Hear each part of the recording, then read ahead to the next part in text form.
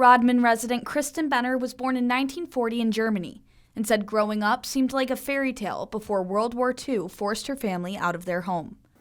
My house was right across the street from a genuine castle with a drawbridge and everything. Benner described what it was like leaving behind the home where she grew up. My mom with 3 kids, a stroller, because the baby was just an infant. We had to leave in the middle of the night. Leave the house, leave her house, leave the home, just some suitcases, and just walk away. I mean, can you imagine that for a mother? To me, it was just nothing but a big adventure. You know, I didn't know, you know, so I did know that something bad was going on. But mostly it was just, I could feel the fear. Benner said they kept all of their important papers underneath the baby in the carriage and were finally reunited with their father years later. We just left, you know, there was no forwarding address or anything like that, you know, we just left, you know, so. And then through the Red Cross, my dad found us in 1946, so. But that was quite, I mean, now I feel it through my parents, not through my parents, but my mother, you know, what they had to go through. While growing up in Germany after the war, Benner met her husband, who eventually immigrated to the United States. Benner said she was nervous about following him to America. Pretty intrepid about coming to the United States, you know, leaving. I didn't know much about it. You know, no TV, so I didn't know anything about the United States. Despite her reservations, Benner and her son landed in Syracuse in 1958 and made their way to Watertown to start a new life and learn a new language. Hardly spoke any English, hardly.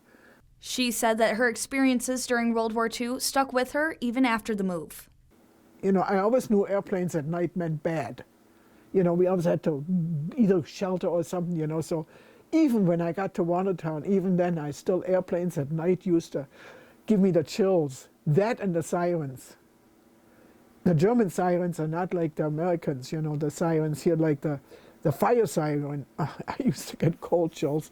That's over with now, so. She said it was difficult being away from her family, but her childhood dreams of living in the country came true when she moved to Rodman.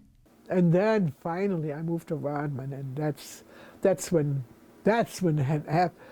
my life really turned, so. Benner's life continued to fall into place by making her passion her career. I was always a voracious e-reader.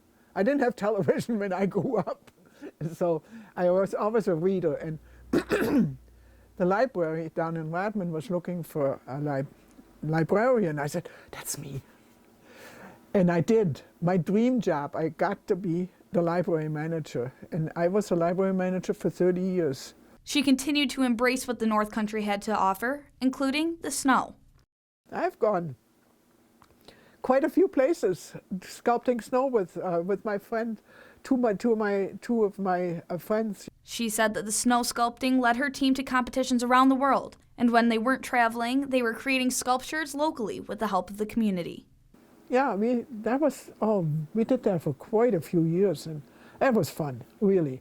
I mean, where can you leave your life behind for 1 week and just go out and just work in snow, you know?